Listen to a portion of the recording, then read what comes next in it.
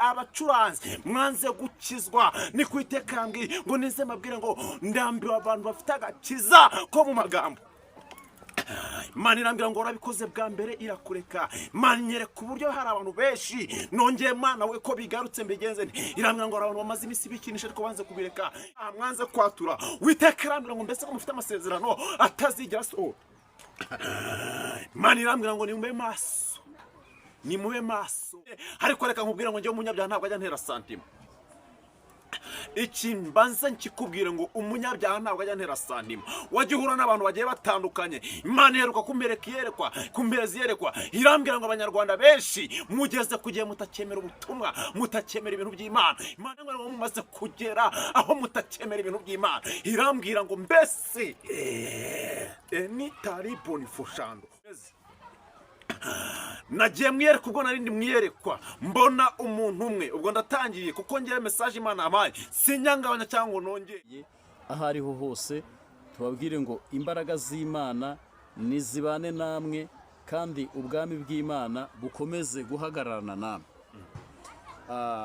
Nicano zijye zitandukanye ndetse tujye kunyuzaho ubu butumwa wowe dukurikira uri hanze y'igihugu, by'umwihariko abantu mudukurikira muri East Africa reka tubasuhuze, abantu mudukurikira muri ku migabane itandukanye Aziya, Oceania, abantu bari hariya hirya ahantu hitwa mu Bufaransa hano inyuma yanjye gatoya, namwe turabasuhuje. Amerika nk'abantu mugaragara nk'abantu munkurikira cyane, abantu ba United States nje nibo bantu ngira bankurikira cyane.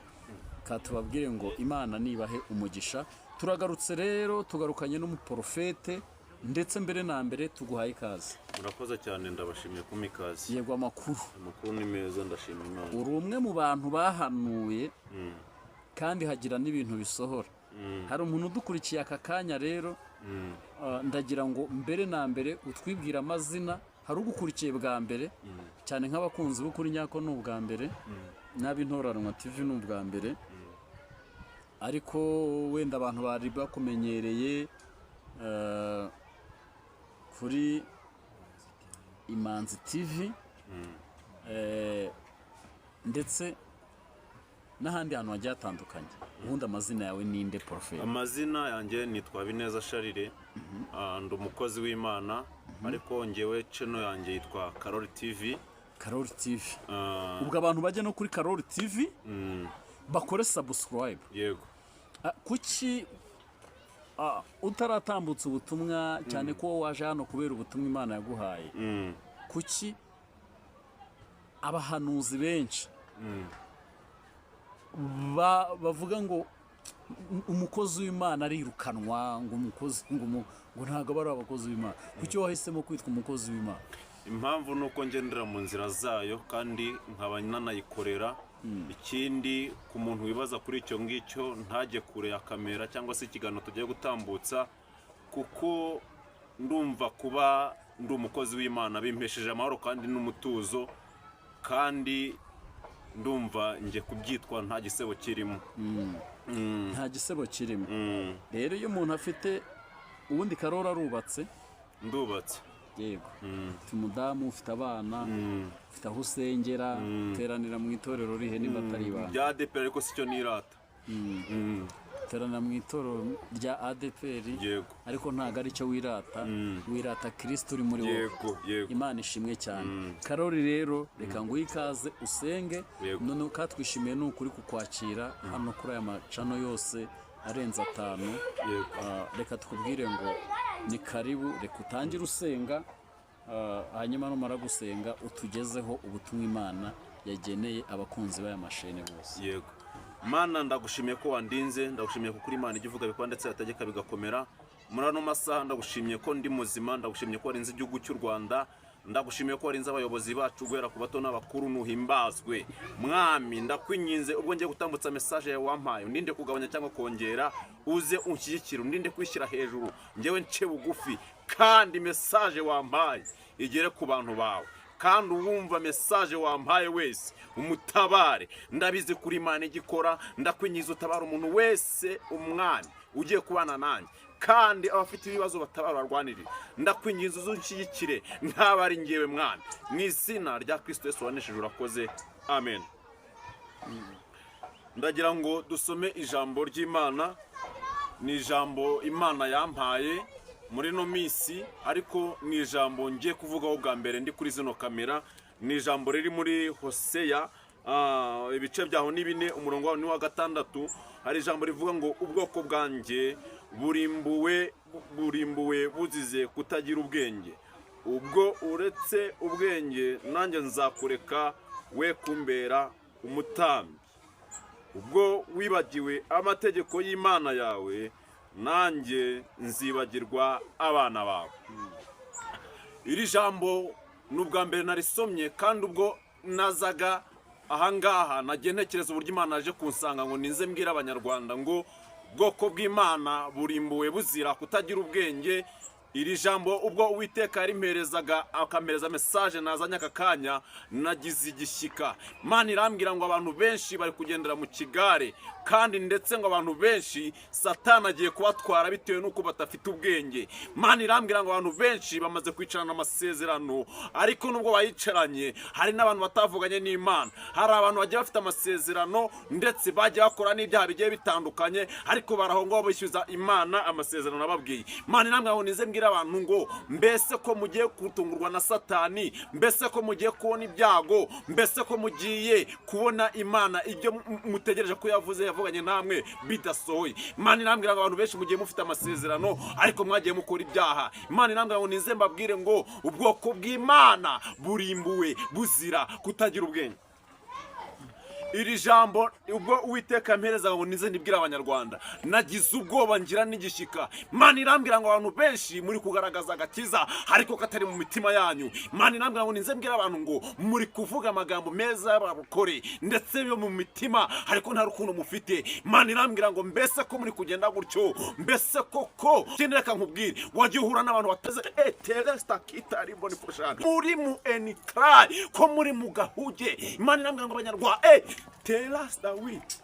Imana irambwira ngo abanyarwanda benshi muri kugwiza imbaraga z'ibiryo ariko iz'amasengesho ntazo mufite. Imana irambwira ngo mbese ko muri mu gahuge, mbese ko mutari maso, Uwiteka ko agiye kubatungura.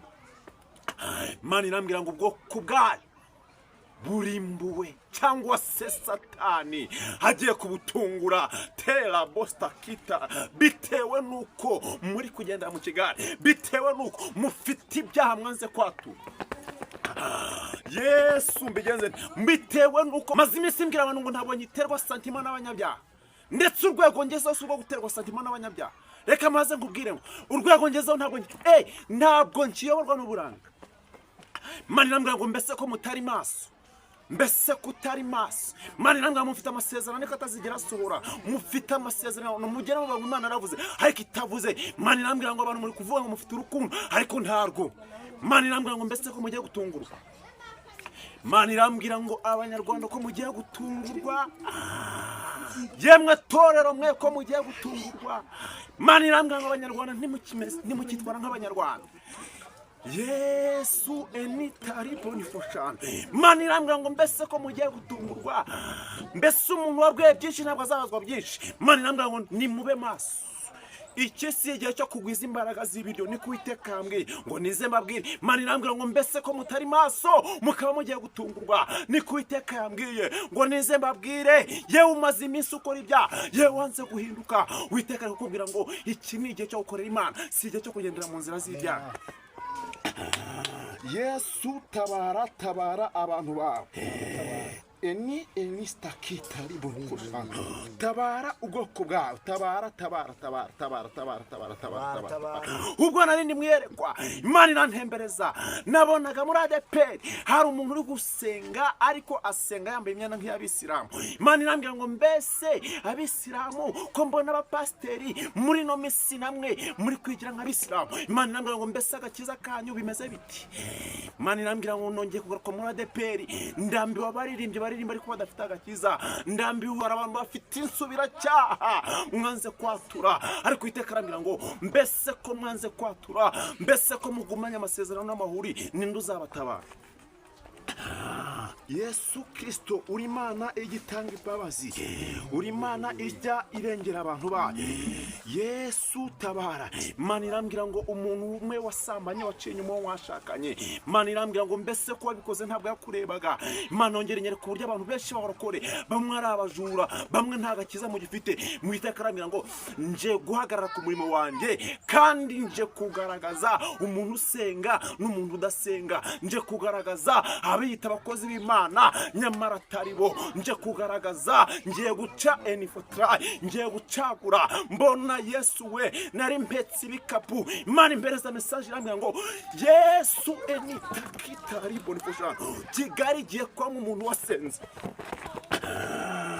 Teza winima Imana irambwira ngo nize mbabwire ngo yemwe bantu mutagisenga, mbese ko mugiye gutungurwa, mbese ko mugiye gutungurwa, mbese ko mugiye gutungurwa. Umwana muto akaba agiye gusenga, umukuru agasenga, umukecuru agasenga, ko mugiye gutungurwa, ko mutari maso. Witeka arambwira ngo nimabaze ngo mbese wabararuhiye iki. Imana irambwira ngo hari abantu bagiye isezeranya ubukwe ariko baburiye ari bubisi. Imana inyereka uburyo hari abantu bamaze imyaka 2 badafite urubyaro. Imana irambwira ngo mukiri muri fiançailles mwaguye mu cyaha cy'ubusambanyi ariko ntabwo mwigise mwatura. Imana irambwira ngo aba bantu uze kubasengera mbakuzeho, nze kubakuza icyo cyaha. Ukeneye kuza kumpamagara, Imana ongera inyereka undi muntu wakoresheje nanone umuntu wanga kumuhemba. Yewe we mujura we, Imana irambiwe abajura beyita barokore. Imana irambiwe abantu bangu Imana yavuze kandi itavuze, ndetse Imana irambiwe abapagani mwanze gufata agakiza. Yesu uri enifotra, uri Imana igitabara, ndetse uri Imana igitanga imbabazi. Imana irambwira ngo iki gihe cyo gusinzira. Yemwe banyamasengesho, mwemwe mwasengaga mukarira, nimube maso, nimube maso, kuko Uwiteka araje. Imana iraje kandi ubw'Imana ije. Yemwe banyabyaha mwe nimukore nimushyiremo agatege. Yewe wanze kureka gusambana ubikora buri munsi, shyiramo agatege. Yewe mujura we, shyiramo agatege. Yesu ndabona mbega enivota, mbega kakiza k'abamotari kadashyitse. Uwiteka arambwira ngo mbese ko mwanze gukizwa yemwe mwe bamotari mwe. Yesu we tabara, mbese ko mugiye kujya mukora ariko mutabona igitunga imiryango.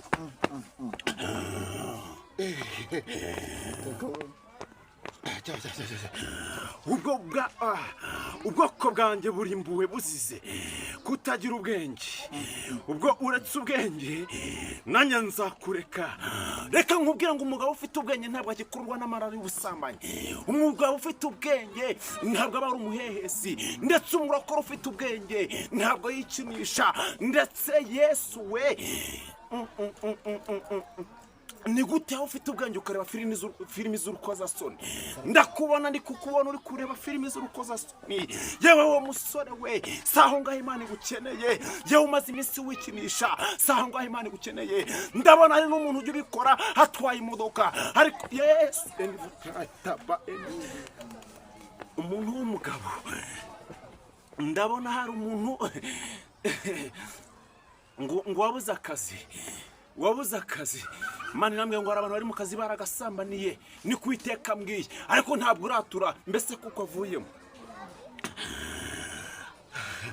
Iyo umuntu afite icyaha aba ari igicibwa mu maso y'Imana. Imana yambwiye ngo hari abantu yagiye ibabarira icyaha bwa mbere, baragikoze bakatura, ndetse n'ubwa kabiri mukabyongera. Imana irambwira ngo suko nguko, mbese kugiye kubura n'uwo waturira, mbese kugiye mbese ko kuvuga ngo nta Mana ikiriho, ariko Uwiteka agiye kuza. Ndetse Uwiteka natazi uyu munsi urupfu ruragutwara. Bamaso kandi ukizwe. Kwikinisha urikinisha, gusambana byo urabimenyereye, ndetse ubujura urabumenyereye, ariko umuntu utanatinya gutanga amafaranga afite ikibazo mu rusengero, ubwo nari ndimo senga ndi gusengera urugendo ndi gushaka kuza nabonye umuntu umwe ufite amafaranga ameze nk'afite ikibazo wagiye kuyaguramo ikintu ugiye kugura ikintu kuri butike barayanga ariko ugiye ku rusengero urayatanga urayatura nawe Imana yambwiye ngo nkwatuze kandi wature ikindi nongera mbona abana b'abakobwa Yesu we kera mwarasengaga ndetse muri ku ishuri iwanyu bazi yuko wiga ndetse utanywa inzoga ariko urazinywa ariko Uwiteka yambwiye ngo nkwatuze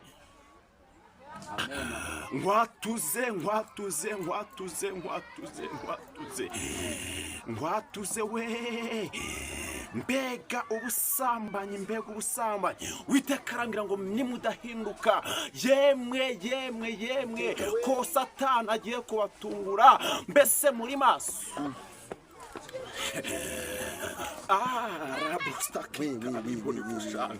mbese ko mutari maso Satani ko agiye kubatungura mbese ko mutari maso mbese ko mugiye kubura umuntu wo kwaturira ndakubona uri kuvuga ngo Uwiteka umbabarire narabikoze ariko ndinginga Imana ize kukubabarira windeba cyane kuko Uwiteka yarambwiye ngo uyu nguyu yarasambanye kandi uyu nguyu naramurinze Imana yarakurinze waragiye uragikora icyo cyaha uragikora ndetse uvayo amahoro ariko waragikoze Uwiteka arambwiye ngo nkwatuze Uwiteka arambwiye ngo ngusabire imbabazi ndetse umutima muri kano kanya umutima uri kukurya ariko Uwiteka arakubwira ngo nanga icyaha ariko sinanga umunyabyaha ariko si Uwiteka we umuntu uvuga ngo uyu munsi umbabarire icyaha cy'ubusambanyi ariko ejo akongera bigende bite mbese Uwiteka ko abantu murimbuwe no kutagira ubwenge igihe tugezemo ntabwo wamenya umurokore igihe tugezemo ntabwo wamenya umuntu ufite agakiza Uwiteka yambwiye ngo ninze mbwira abanyarwanda ngo nimube maso Uwiteka yambwiye ngo yewe muntu utagisenga higa gusenga Uwiteka arongera arambwira ngo mbese ko abantu bari guhanura ngo abantu bave mu byaha ariko bakabikora tabara ubwoko bwawe mwana tabara rebosha takaraba tabara mwami mbese ko wowe wita umurokore mbese ko agakiza kawe kangana gutya mbese ko ibyaha bikomeje kuba byinshi mbega abantu bajya bakizwa ku cyumweru iyo ugiye gusenga witwara nk'umurokore ariko Uwiteka arambwiye ngo ninkubwire ngo mbese wowe kwambara birebire si ko gakiza ni Uwiteka ambwiye ikindi Uwiteka arambwiye ngo nimbwire abanyarwanda ngo kwiyambika mbonye abakobwa benshi basa nk'abari bakoze umurongo muri kano kanya niba nawe urimo nyumva aka kanya mesaje yawe Uwiteka yampaye mbonye abantu bakoze umurongo mbona buri wese umwenda yambaye ari kuwugira gutya asa nk'umanura ngo umukwire Uwiteka arambwira ngo mbese ubwo buranga bwanyu nubwo kwiyambika ubusa ndetse Uwiteka arongera arambwiye ngo ninkubwire ngo kwiyambika ubusa ntabwo bikigezweho kwiyambika ubusa ntabwo bikigezweho Uwiteka ashaka kuhinduka ugaca bugufi reka nkubwire ngo yewe musore umaze iminsi ujya gusenga ariko ugiye gushaka ko uzagusha mu byaha nanone biragarutse icyo Uwiteka ambwiye ngo mvuge nicyo mvuga mbese ko uhora ubigenza uko nguko Imana ntabwo ikubona Uwiteka arambwiye ngo hari umumama nkurikiye muri kano kanya ndetse wakoze ibyaha uko ubishatse ndetse Uwiteka kurinda kwandura sida ndabivuze ariko Uwiteka aravuga ngo ukeneye gusengerwa mbonye undi mugabo utuye Nyacyonga dore ko dukunda gutanga message z'abantu bari hanze mbonye ijambo Nyacyonga mbona ahantu handitse kino cyapa cyanditseho Nyacyonga mbona hariho umugabo ndetse uyu mugabo yaravuye mu rugo iwe sinzi ahantu yaragiye gushakisha ariko mbonye umugore afite Yesu Kristo we ni gute umugore w'umurokore atera umugabo w'inkokora? Mbese we mudamu we nicyo ngicyo wari warasengeye? Mbonye uyu mudamu uburyo mubonyemo ni umurokore ariko amahane agira, ndetse hari n'igihe anyuzamo akaryama curiterabo akaryama. Nkubonye uryamye ucuritse birimo ukuntu nkubonye nkaho aho ushyira umutwe niho washyize amaguru, ndetse Uwiteka arambwiye ngo mbese nuko nguko yubakwa. Imana irambwira ngo mufite ibyaha mwanze kwatura, ndetse abantu mufite ibyaha by'insubiracyaha, mukeneye kwatura, mukeneye kwatura. Ni ku Uwiteka yambwiye. Uwiteka arambwira ngo nimube maso, nimube maso, kuko amazi agiye kubura muri Kigali. Yesu Kristo, ibi ni ibiki? Imana irambwiye ngo nimabwire ngo amazi agiye kubura muri Kigali, dore ko mwamenyereye ubuhanuzi, dore ko mwabukerenceje. Uwiteka arambwiye ngo hari n'abantu bagiye gutungurwa bitewe n'ikigare, bitewe n'uburangare. Ndagira ngo dusengane Imana, ndagira ngo dusengane Imana, ndagira ngo dusengane Imana, ndagira ngo dusengane Imana. Kwikinisha byarakunaniye kugira ngo ubireke.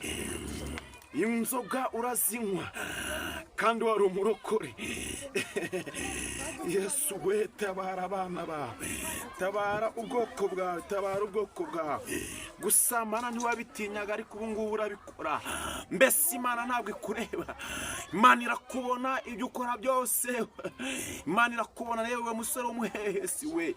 Ndakubona, ndakubona, ndakubona we, ndakubona. Uwiteka arambwiye ngo n'umuhehesi wese ni icyaha. Uwiteka arambwiye ngo mbese Banyarwanda ko muretse gusenga, mbese ko muretse gusenga, ko Satani agiye kumutungura. Ko mbese mwakeresheje ibintu by'Imana, mukaba mukomeje kubikerensa uko mubishatse. Mbese ko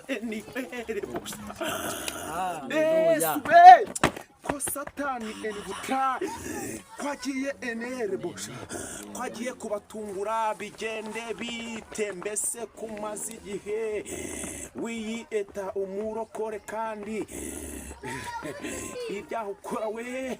Imana irambwiye ngo nabiri ukora hatagaragarira kubona, nabiri ukora hatagaragarira kubona, ndetse nabiri ukora rwihishwira kubona. Ni ku Uwiteka ambwiye ngo ninkubwire ngo n'Imana itagihishwa, ninkubwire ko n'ibyo ukora hatagaragara kubona. Ni ku Uwiteka ambwiye. Yewe we mugabo w'umuhehesi we, mbese urugo wasengeraga n'urwo ngurwo.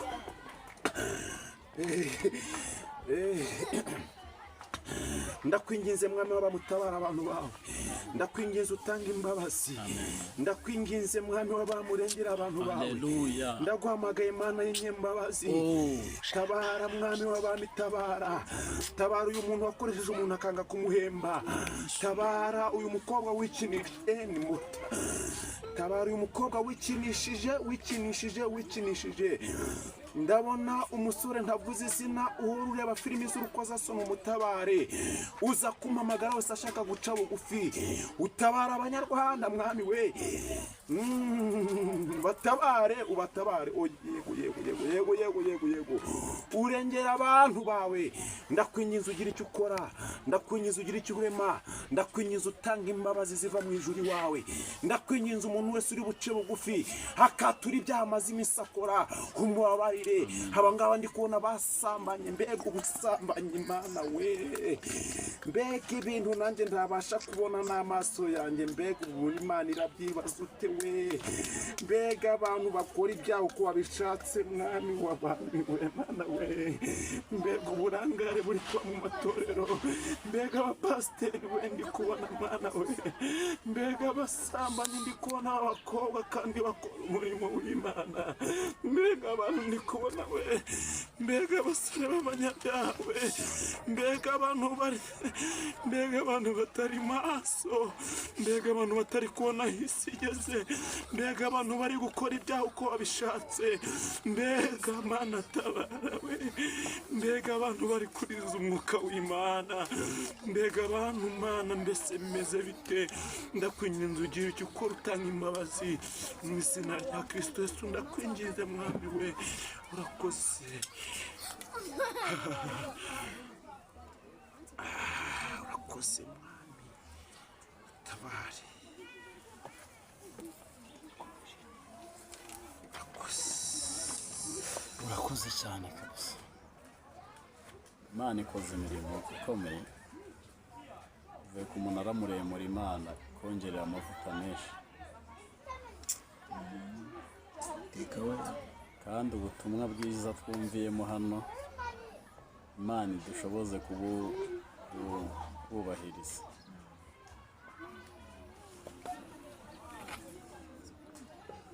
Hari umuntu wifuza kuganira nawe, hari umuntu wifuza kuba wamusengera, ubu butumwa bukozeho, arakubona gute porofeti? Ndi gukoresha nimero yo hanze ya WhatsApp yo muri Malawi. Yego. Ni akamenyetso ko guteranya 265 ukandika 920 920 21 64 cyangwa ukamamagara kuri nimero mu Rwanda ukandika 078 21 58 nkubwire ngo iyo nimero nguhaye ntabwo iri muri mobile money, dore ko ari cyo gikoye abantu imitima. Uze kumamagara ngo usengere ku buntu kandi uze kwatura, Imana ikugirire neza. Urakoze cyane. Uyu munsi wa none abantu baragukurikiye kandi bumvishe ubutumwa ugejejeho abantu Imana yashyize ku mutima wawe. Porofete turagushimiye. Murakoze cyane. Nizere ko n'ikindi gihe nitugukenera kandi uzatwitaba kugira ngo umuntu umusengere umucangahe. Abantu barahabutse. Imana yarambwiye ngo sinzagira umuntu nca amafaranga. Yego. Katugushimire. Nimero ya WhatsApp niyo hanze, kumuhamagara ni Inyarwanda uri mu Rwanda, kandi Imana ibaho umugisha mu mwari mudukurikiye. Ibiganiro byacu nakagaruka, turabakunda cyane. Yari Ukuri Nyako TV, Intoranwa TV, Imanzi TV, ndetse n'ahandi hose muzagenda mutubona. Katubabwire ngo Imana ibaho umugisha, turabakunda. Bwari ubutumwa, hirya ubutumwa nta bindi bintu njya ndenzaho, nanjye ndabwubaha ya magambo mba nayihoreye. Imana ibaho umugisha. Kora subscribe, share, like na comment, dukomezanye n'izindi nkuru ndetse n'ubundi butumwa bijye bitandukanye. Wowe urwaye hamagara bagusengere, ni ubuntu. Wowe umaranye igihe ikigeragezo hamagara porofeta gusengere, ntaga guca amafaranga. Ndabakunda cyane. Ya Reverend Pastor Kizimana Juste mwari muri kumwe, na hostinze porofete, umukozi w'Imana, intumwa y'Imana, porofete Charles. Tugushime porofete, ndakukunze cyane. Nta bintu byinshi utambutse ubutumwa pe. Imana ngo umugisha. Ibiganiro byacu nakagaruka. Ciao ciao.